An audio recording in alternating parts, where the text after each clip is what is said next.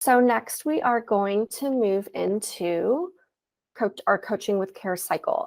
So what I'm going to do is just do first a brief overview of what the different parts of the cycle are. And then we'll go deeper into how to take the observation. I have some examples to share with you, how to conduct the post-conference.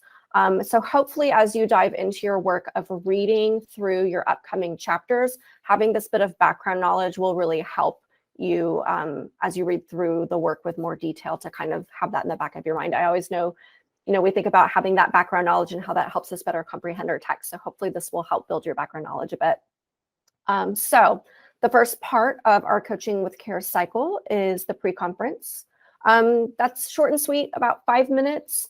And we want the pre-conference to happen pretty soon, right before you do your observation with your peer. And so it could be the morning of, if your plan and prep periods happens to fall before that, or if it needs to happen the very next day, that's fine too.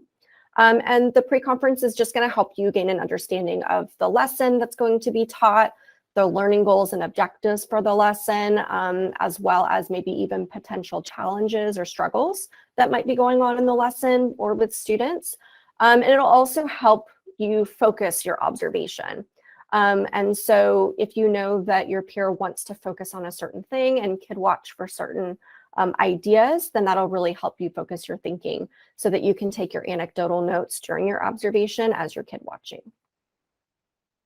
And then the observation is about 30 minutes. 30 minutes is a good period of time to get a good handle on, the full scope and sequence of the lesson. And so for your observation, you definitely want to take notes. It is up to you if you'd like to take notes on the computer or handwritten. There's different schools of thought on that. The most purest school of thought is that the handwritten notes seem less evaluative and less formal. And I agree with that, but at the same time, I tend to be a note taker with my computer because I can look and watch and see what's happening while I'm typing, and I don't have to look back down at my notebook to write. And I'm a much faster typer than writer. So really either way is fine, as long as the teacher that you're observing knows, the purpose of why you're there and why you're taking the notes. We can make it feel like a very safe setting. When we take our observation notes, we want to describe the classroom setting, we want to record what happens, and try to be as factual as you can. When you're doing your readings in your mentoring pre-service teachers through practice book on page 53 and 54, that is a really helpful little section on how to make sure that you're thinking about that feedback versus reflection and taking just really factual notes. We don't want to give our evaluation or opinions in that observation. And we want to really disrupt that evaluative observer. We are doing like a peer observation. And we want to capture data that's going to support our conversation that we have in that post-conference. So thinking about focusing on the students with a growth mindset lens, and then also with a lens of, as you're capturing what's happening in that classroom, what's going to help the teacher learn more about what they want to think about moving forward. And then next we move to the post-conference. That's about 20 minutes. Typically about 24 hours later, in a perfect world it would be, but we always know time is our enemy. So for example, this week I did an observation with a teacher today, but we're not going to get to meet till next week. So that's not ideal, but I'd rather that it happen a few days later than not at all. But in a perfect world, it would be about 24 hours later so that we don't forget and we can still kind of be in that momentum of what was happening in the lesson. During your post-conference, you're going to already have what we call a roadmap of questions planned out, some reflective, open-ended questions to help keep the conversation going and to really help facilitate that reflective conversation. And from there, you're going to create an action plan moving forward. After the post-conference, we move into planning. Sometimes that post-conference conversation just very naturally moves into the planning phase. But a lot of times we have to do that planning in a separate meeting. And so, we want to support our teachers to think through a variety of options that they have, the choices that they make during lessons as teachers. And so during that planning session, that's when we can help talk them through different choices that they might decide to make based on the lesson that just happened. We can provide guidance, advice, ideas, and just different resources that can support their further teaching. So just to be clear, the planning is not the post-conference. The post-conference is the reflection on the teaching, and then that planning is what happens after we create that plan of action. And then, you know, as educators, we know that we are constantly reflecting and thinking in our minds. I mean, whether or not we're being observed, I know that after we teach a lesson, we think to ourselves, ooh, like, I would have done that differently. Next year when I teach this, I'm going to do it this way. And so we are just constantly reflecting, and we're lifelong learners. And so that's really just all part of that cycle, that ongoing reflection. So let's go a little bit deeper into this cycle. So again, when you are doing your observation, you can do handwritten or typed notes. Some reminders: you want to describe the classroom setting, be factual in recording what happens. You can record what the students are doing, what the students said, what the teachers did or said. And we really want to avoid evaluative comments, so keep our opinions out of that.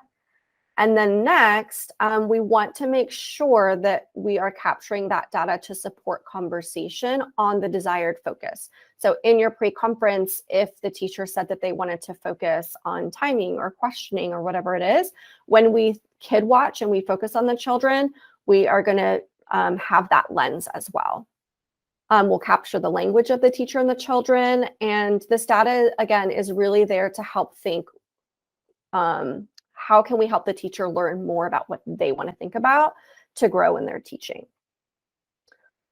So I want to show you this sample observation form.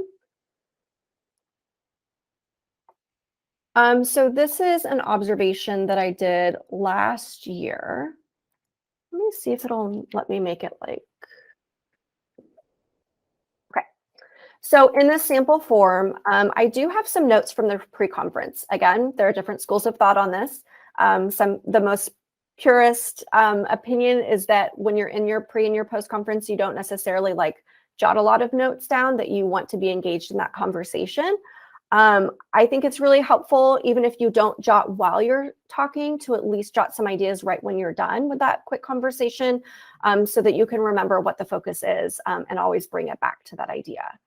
So in this particular lesson, the teacher wanted to focus on guided reading and really think about the timing of each part, because they noticed they were not able to hit all of the parts of guided reading to get through the lesson. So they wanted me to watch for timing. And so I put a note that I would watch for timing, and then student production behaviors.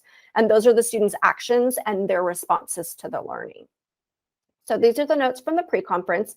I am going to share this form with you, and something that I want you to notice is that I have put some notes off to the side for you. So just letting you know, there is a sample pre-conference conversation on these particular pages. And in the module, you'll notice that there are some videos that I would highly recommend that you make sure you watch all those videos before you go into your pre and post conference, because it is a really great model of how to conduct and facilitate those conversations. I'm going to skip this part for right now. This is the post conversation or post observation conference. So this is how I tend to take notes. You do not have to do it this way. There's not one right or wrong way. This is just what works for me. So on the left side, I take the anecdotal notes or observations, and I typically do a timestamp whether or not the teacher asks me to focus on timing. In this particular case, it was helpful because she did want me to focus on timing. And then some of my notes to the side, possible data collection points for your anecdotal notes are available on page 67. So things to collect data on are recommended there. And then thinking about your observations, remember that your job is to focus on the students and their response to the teacher. So we're not evaluating or providing feedback at this point at all. So you'll notice I've put what the lesson is. I tend to use first initials for student names. A, that keeps confidentiality, and B, that makes it a lot faster.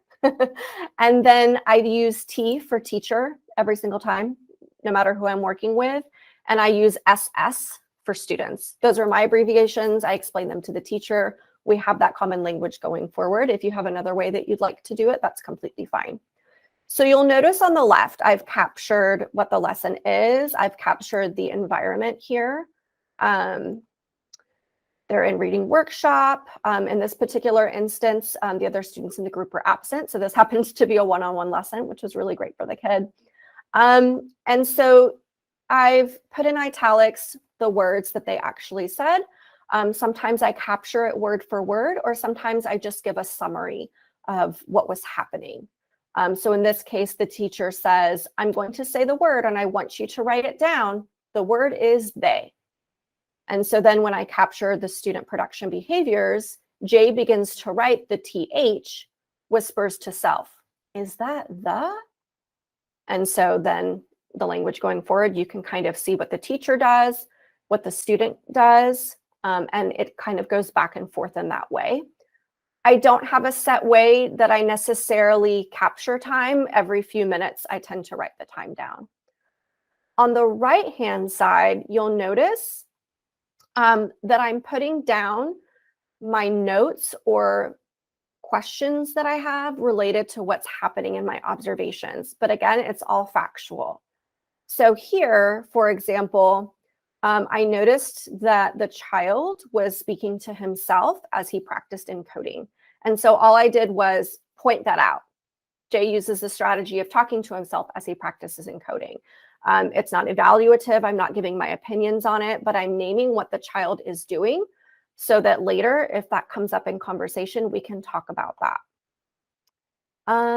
Another part I want to point out is here, again, we're giving attention to noticing, naming, and extending the strategies with an appreciative focus. So in this particular instance, the teacher made a connection to prior learning with what the student did so that the student had a better understanding in the context of the book before moving on.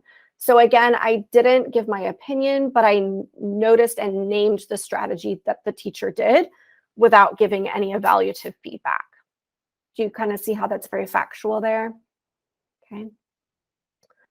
So what I'd like